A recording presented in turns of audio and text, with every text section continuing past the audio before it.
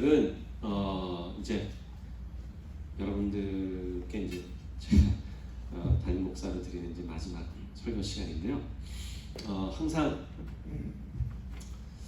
열왕기서를 우리가 지금 다시 공부를 해가지고 19장까지 왔거든요.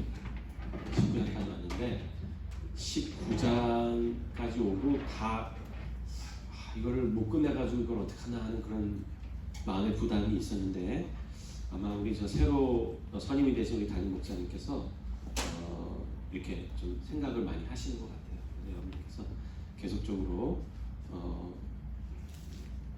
목사님 말씀을 통해서 은혜를 받으시고, 제가 오늘 마지막 여러분들에게 전할 말씀과 열왕상에 있는 말씀, 엘리야의 말씀을 조금 이렇게 곁들여서 제가 여러분들께 말씀을 드리도록 하겠습니다.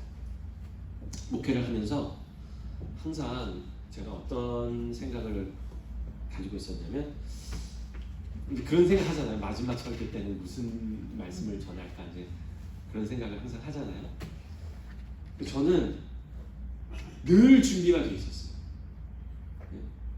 늘. 근데 죄송합니다. 두 분이 어떻게 이렇게 셔츠가 똑같습니까? 아버지 날이란 남자들은 우리 장모님까지.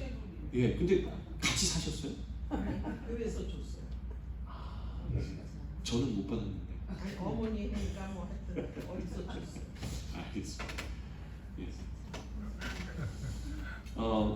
마지막 이제 설교를 할 때 어떤 설교를 할까 늘 제가 이제 생각하고 고민을 하면서 망설임 없이 생각하는 거는 여러분들께 너무나도 자주 말씀을 드렸던 누가복음 15장입니다. 저는 누가복음 15장에 있는 말씀이 너무 좋은 것 같아요. 네. 저희 교회 이제 이 아이들이 많잖아요.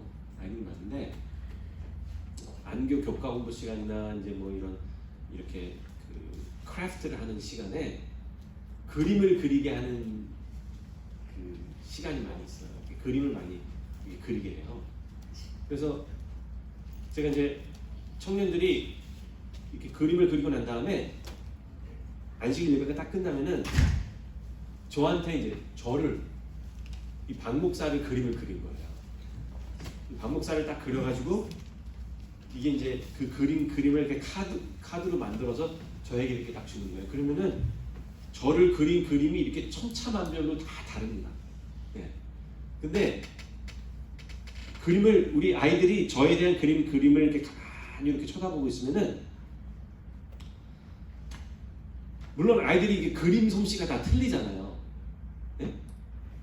솔직히 말하면 어떤 애는 더 잘 그렸고 어떤 애들은 이 그림 쪽은 아니다 뭐 이런 애도 있는데, 어쨌든 그림을 이렇게 그리는데 그 그림의 모습을 보면은 한 가지 우리 어린아이들이 저를 보면서 빠뜨릴 수 없는 그 모습이 있나 봐요. 그러니까 공통적으로 그림을 잘 그렸든지 못 그렸든지 상관없이 그림을 그리면은 무조건 강조해서 그리는 부분이 있어요. 어딘지 아세요? 맞습니다. 네. 우리 저 어린 아이들은 제 안경이 그렇게 이게 탁 눈에 드나. 아니 무조건 그냥 안경을 이렇게 아주 인상 깊게 딱딱 그렇게 그려놓는 거죠. 네. 이제 그런 모습을 보면서 이 아이들에게 비춰지는 나의 모습은 어떤 모습일까를 많이 생각해 봅니다. 그죠? 네. 그 다음에 이제 제 아들이 결혼하고 뭐 이렇게 며느리도 생기고 이제 이러잖아요. 그러면 이제 제가 걱정되는 게, 우리 애들은 저랑 늘 살아왔잖아요. 근데 새로 오는 며느리가 시아버지를 좀 안 어울리죠? 제가 시어머니가 안 어울리시죠? 저도 적응이 안 돼요. 근데 이 시아버지를 어떻게 바라볼까 걱정이 많이 들더라고요. 네. 나는 우리 며느리가 바라보는 시아버지의 모습은 어떤 모습일까? 굉장히 걱정이 돼요. 네. 뭐 여러분은 제 인생의 선배시기 때문에 다 제가 무슨 말 하는지 다 아시리다 생각이 듭니다. 이 바리새인과 율법사들이 예수님이 못마땅한 거예요. 왜 못마땅했어요? 자기들이 알고 있는 소위 말하는 종교 지도자, 목사 같은 사람이죠. 그러니까 그들 눈에는 예수님이 메시아가 아니었고, 또 한 명의 랍비, 잘 쳐주는 선지자였기 때문에, 예? 그들이 이렇게 가지고 있는 어떤 그런 모습이 있잖아요. 선지자, 랍비 뭐 이런 모습이 있잖아요. 목사는 목사대로의, 교인들이 이 목회자를 바라보는 어떤 그런 모습이 있을 거 아니에요. 그렇죠? 그런데 이 바리새인이나 율법사나 서기관이나 사두개인이나 이런 사람들은 이게 레벨로 보면 딱 비슷한 사람들이거든요. 근데 예수님이 하는 행동을 보면 마음에 안 들어요. 이게 품위와 품격 유지가 안 돼요. 그 이유가 뭡니까? 누가복음 15장에 의하면 예수님이 즐겨 어울리고 같이 식사하고 이야기를 나누는 그 대상들이 너무 저질인 거예요. 그래서 누가복음 15장 1절 2절에 보면 바리새인과 율법사들이 예수님께 화가 났어요. 당신 말이야, 종교적인 지도자라고 하면서, 율법사라고 하면서, 랍비라고 하면서, 어떻게 이런 사람들하고 어울릴 수가 있냐? 그거에 대한 대답으로 주어진 것이 누가복음 15장에 나오는 세 가지 비유. 너무나 잘 아죠. 첫 번째 비유가 잃은 양의 비유. 두 번째 비유는 잃은 동전의 비유. 세 번째 비유는 잃은 아들의 비유. 그러니까 이걸 왜 주셨느냐면, 비단 예수님의 어떤 그런 모습을 그들이 어떻게 그리고 있느냐도 중요하지만, 예수님을 통해서 바라보게 되는 하나님의 모습이 잘못되어 있다. 그러니까 우리가 평상시에 가지고 있는 하나님의 모습이 잘못되어 있으면, 우리가 하나님을 바라보고 살기 때문에 그 하나님에 대한 잘못된 모습이 나의 신앙생활에 정확하게 반영이 됩니다. 그러니까 율법사와 사두개인과 바리새인들이 그렇게 율법적이고 비판적이고 정죄하는 삶을 살 수밖에 없었던 것은 그들이 바라보는 하나님의 모습이 그런 분이었기 때문에 그런 거예요. 제가 지금 무슨 말씀을 드리는지 아시겠어요? 그들이 보는 하나님은 어떤 분이에요? 조금 뭐 잘못하면 지적하고, 그죠? 정죄하고, 심판하시는. 그러니까 하나님의 모습이, 그들이 그렸던 하나님의 모습이 그런 모습이니까 그 하나님을 닮아가게 되고 그들의 삶 속에 그런 하나님의 모습이 그대로 투영될 수밖에 없었던 겁니다. 그래서 하나님께서 누가복음 15장에 우리가 믿는 하나님은 어떤 분인가를 보여주시고 다시 그려주세요. 그래서 누가복음 15장을 잘 연구를 하시면 우리 하나님의 초상, 하나님의 모습을 제대로 발견할 수 있는 정말 진수가 나오는 게 누가복음 15장입니다.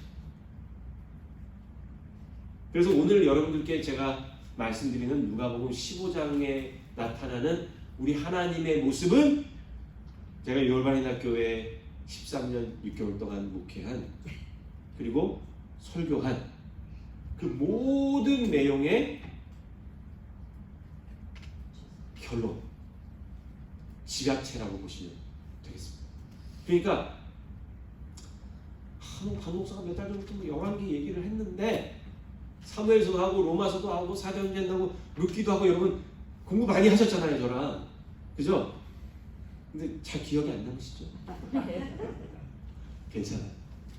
그런데 제가 이제 여러분들의 목사로서 마지막 부탁드리고 싶은 것은, 오늘 여러분들께 제가 드리는 내용은 절대로 잊어버리지 않으셨으면 좋겠어요. 그러니까 오늘은 정신 똑바로 차리고, 제가 무슨 얘기 하는지를 잘 들으셔야 됩니다. 자, 우리 첫 번째 성경책 한번 보도록 하겠습니다. 누가복음 15장 18절. 집 나간 탕자의 이야기예요. 누가복음 15장 18절.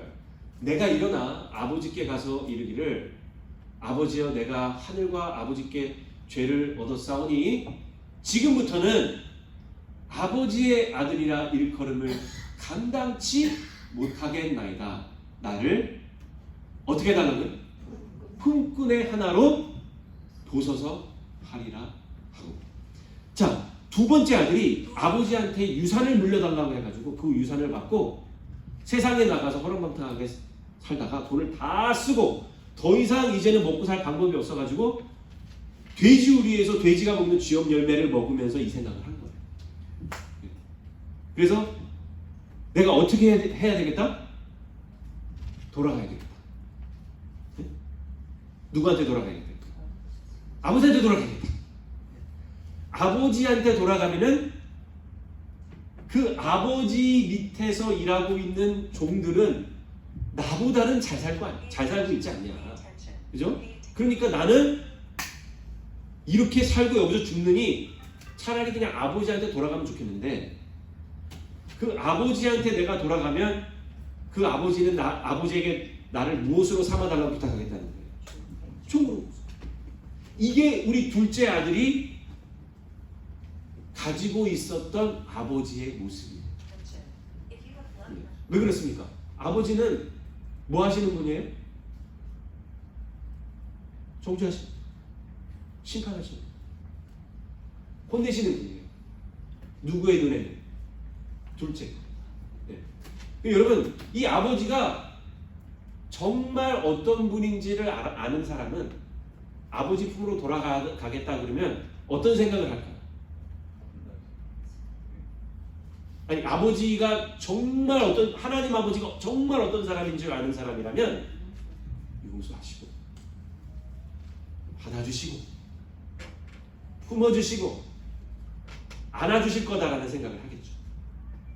근데 이 아들은 돌아가려고 생각하는 것까지는 괜찮은데 돌아가서 무슨 날짜로 내가 그렇게 하겠냐. 또 아버지도 지금 열받을 만한 상황이니 내가 할 수 있는 최고의 부탁은 아버지 밑에서 종로를 타는 것이다 라고 생각을 한 겁니다. 이게 둘째 아들이 생각한 거예요. 자, 다음 설명 좀 하겠습니다. 다음 선, 이건 좀 이따 다시 돌아오겠습니다. 그 다음 설명 좀 해봅시다. 자, 그 다음 설명 좀요. 이번에는 우리 첫 번째 아들이 몇 명이었어요? 2명이잖아요. 첫 번째 아들은 그러면 어떻게 생각했는지를 보도록 하겠습니다. 첫 번째 아들.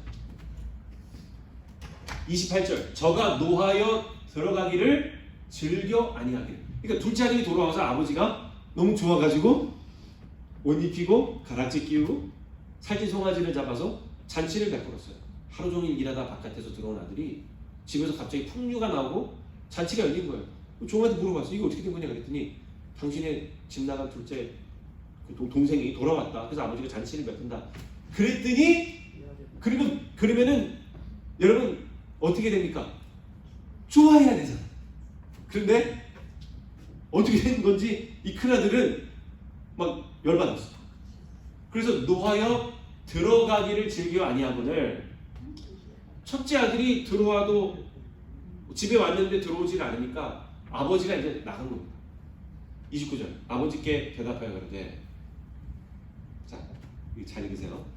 내가 여러 해 아버지를 섬겨 명을 어김이 없거늘 내게는 염소 새끼라도 주어 나와 내 벗으로 즐기게 하신 일이 없더니 아버지의 살림을 창기와 함께 먹어버린 이 아들이 돌아오매 이를 위하여 살찐 송아지를 찾으. 아버지, 왜 한 대도 안 갚아주는 거예요? 네? 저놈의 자식이 집 나가가지고 저렇게 난장판으로 살다가 들어왔으면은 혼을 내든지 벌을 주든지 해야 되는데 왜 한 대로 안 갚아주느냐는 거예요. 그죠? 그런데 이제 그거보다 더 기가 막힌 건 뭐냐면 여기 요 부분입니다. 내가 여러 해 아버지를 섬겨 명을 어김이 없거늘. 여기서 이 섬겼다라는 말이 영어 번역에 무슨 단어로 나오는지 아세요? Slaving. 슬레이브 하는 무슨 말이에요? 종노릇하고. 아버지 집에서 내가 종노릇하고 이렇게 살았는데 그걸 하나도 안 알아주시고 염소 새끼 한 마리 나한테 줘가지고 친구들하고 어울리게 못하시고 저놈 자식 돌아오니까 송아지를 잡아. 이게 말도 안 되는 소리라고 열받아하는 거예요. 그러니까 여러분 여기 누가복음 15장의 세 번째 비유 탕자에는요, 탕자가 두 명이에요. 네? 하나는 집을 나가서 잃어버린 바 된 둘째 아들이고, 첫째는 집 안에서 잃어버린 바 된. 집 안에는 있는데 아버지 집에서 사는데 교회는 나오는데 하나님 밑에서 종노릇하고 사는 거예요. 자, 그 전전 성경적으로 가겠습니다. 그 전의 성경적으로 가겠습니다. 자, 그 다음 성경적이에요. 22절. 아버지는 종들에게 이르되, 이제 둘째 아들을 만나는 거예요. 종들에게 이르되 제일 좋은 옷을 내어다가 입히고 손에 가락지를 끼우고 발에 신을 신기라. 이 말은 무슨 말이냐면, 제가 늘 말씀을 드렸지만은, 여러분 옷을 입히고 가락지를 끼고 신발을 신는다는 것은 아들로서 회복시켰다라는 상징입니다. 이는 내 아들이다. 누가 봐도 뭐 몸에서는 막 돼지우리에서 살았으니까, 여러분 돼지우리 다 가보셔서 아시잖아요. 냄새 장난 아니잖아요, 그죠? 네, 냄새가 나도 더러워도 옷과 가락지와 신발은 아들로서, 그죠? 회복시키신 거예요. 23절. 그리고 살찐 송아지를 끌어다가 잡으라. 우리가 먹고 즐기자.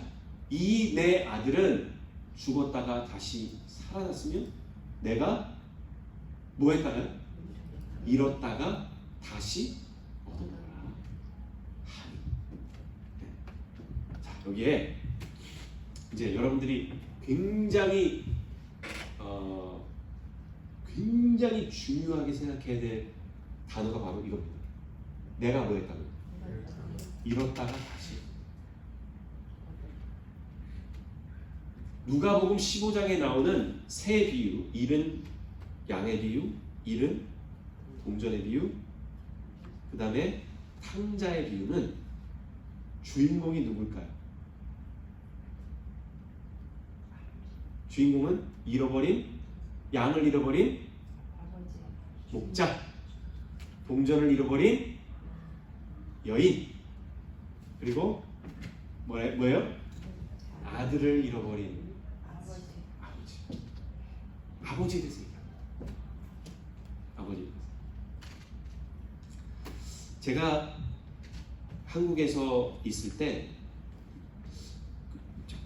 이 태생이 제가 좀 종교적이었나 봐요. 그래서 교회를 다니기 전에도 참 불교에 이렇게 심취해 있었고 유교에 심취해 있었습니다. 뭔가를 이렇게 막 찾으려는 그런 생각이 있어요. 뭔가가 있다. 뭔가를 찾아야 된다. 이런 생각을 많이 했어요. 그리고 이제 교회에 들어오니까 어떤 생각이 들었냐면, 성경을 읽고 했더니 드디어 내가 찾던 걸 찾았다. 네? 그래서 침례도 받고 교회도 나오고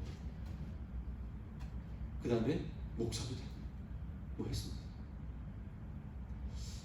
그런데 제가 이렇게 가만히 성경을 연구하고 신앙생활을 하다 보니까 제 신앙생활의 주어가 틀렸어요.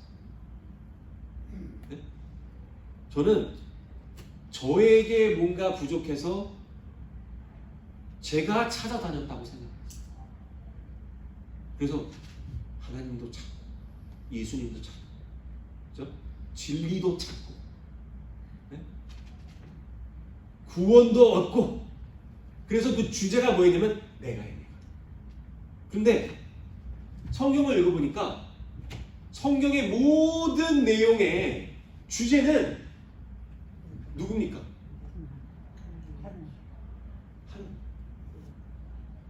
내가가 아니고 하나님이 주제예요. 더 중요한 거는 이 주제로 조금 더 깊이 들어가잖아요. 그럼 창세기부터 나와요.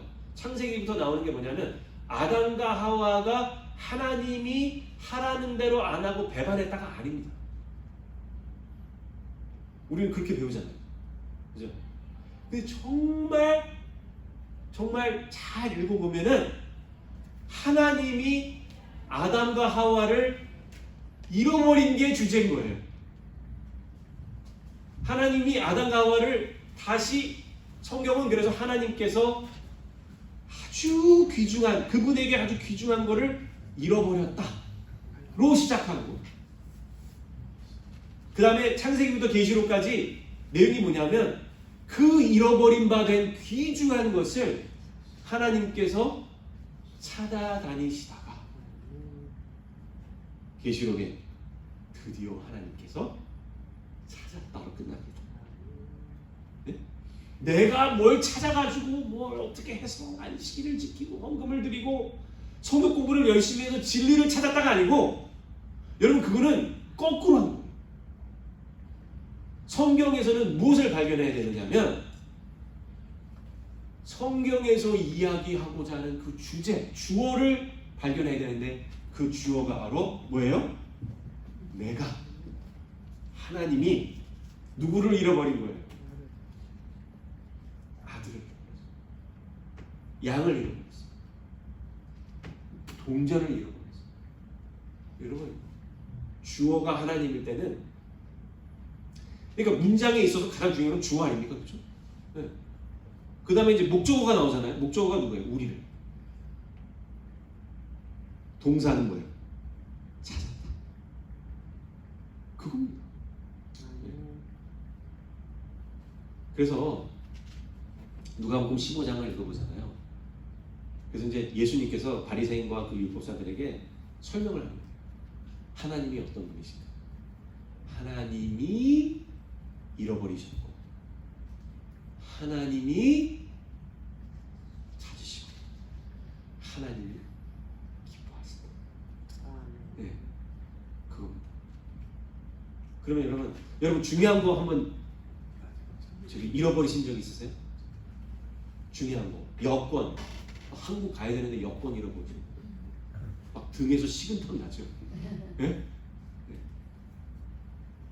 그 다음에 뭐 결혼 반지, 남편이 아내가 준 결혼 반지 잘 놨는데 없어졌어. 꼭 쓰려고 보면 없어. 그죠? 막 소중한 거 잊어버리면 여러분 어때요? 등에서 다. 제 동생이 집을 나갔을 때 제가 저희 아버지 어머니 그 표정을 봤어요. 아, 이놈 자식이 어느 날 뭐 다 큰 것도 아니에요. 고등학교 때인가 집을 나가버렸어. 그래가지고 저희 아버지 어머니가 밤새도록 기다리는데 애가 집에 안 들어와. 그때 아버지 어머니 표정, 이 얼굴 표정을 보는데 밤에 그러니까 이제 저희 아버님 정신이 완전히 나가십니다. 그래서 아버님이 갑자기 나보고 옷 입어. 밤에 11시쯤 옷을 입으라는 거예요. 그래서 아버지 왜요? 찾으러 나가. 아니 근데 저희가 서울 역삼동에 살았거든요. 걔가 옷 입는 줄 알고 찾으러 나가네? 네? 그래서 제가 아버지 얘가 옷 입는 줄 알고 나갑니까? 그랬더니 아버지가 그냥 나가자. 어디든지 나가서 찾아야 돼. 그래서 제가 아버지 모시고 밤에 청량리 일대를 미친 사람처럼 찾으러 돌아다닌 적이 있어요. 그때 저희 아버지 뒷모습을 제가 보면서 저 새로운, 전에 느끼지 못했던 새로운 그 모습, 집 나간 아들을 찾는 아버지의 모습처럼.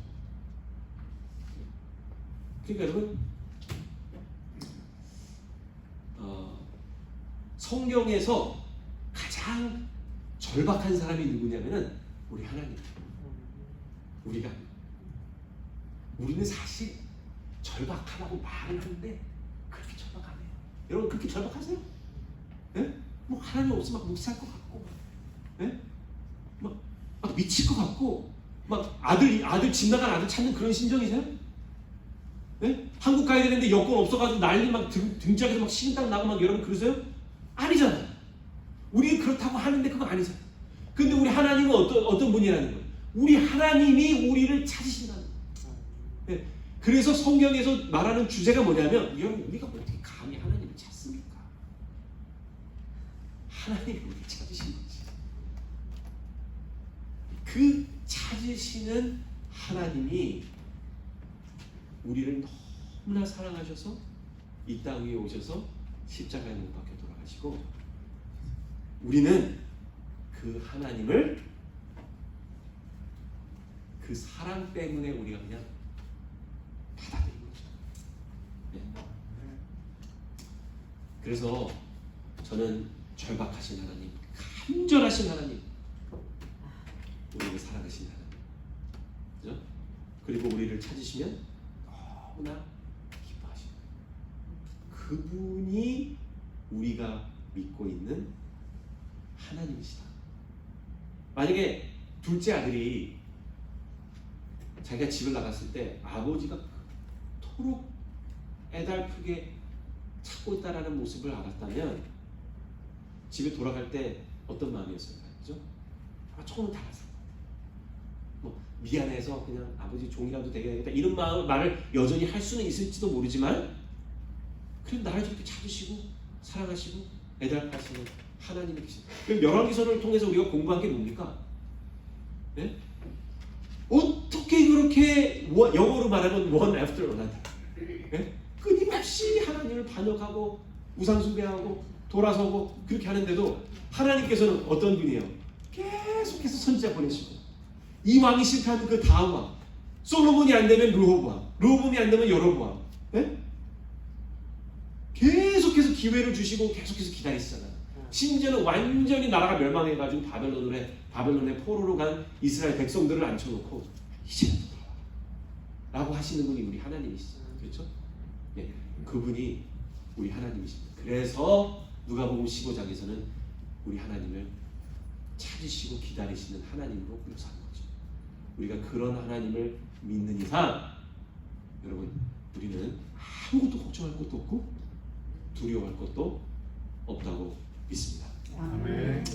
여러분 이 말씀 꼭 기억해 주시고, 네, 우리 생명이 다하는 그날까지 우리를 찾으시고 우리를 원하시는 우리 그리스도 예수께 우리는 그저 주님 제가 하겠습니다, 반응하면 되겠다라는 그런 신앙을 갖고, 여러분 우리 하나님의 사랑에 반응하시는 여러분들이 되기를 간절히 바라면서 오늘 말씀을 마치도록 하겠습니다. 자, 이제 우리 찬미가 부르시고, 여러분 또 찬미가 들으시는 동안 준비하신 헌금 들으시고 기도를 하도록 하겠습니다.